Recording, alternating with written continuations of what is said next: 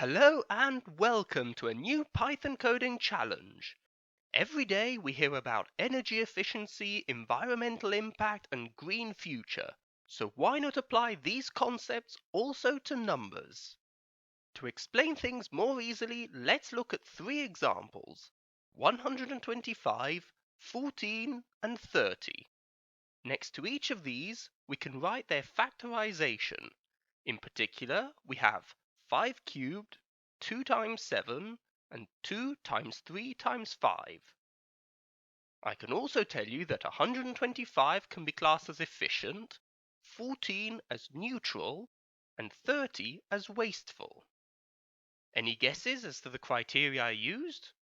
Yes, I'm sure you've realized that a number can be defined as efficient when the number of digits contained in its prime factors is smaller than the number of digits of the number itself. So in the first case, we have that one digit is fewer than 3. In the second case, we have 2 digits on both sides. And in the third, we get that the prime factors are more than the digits of the number itself. So here's your challenge for today. Find out if the number 123,456 is efficient, neutral, or wasteful.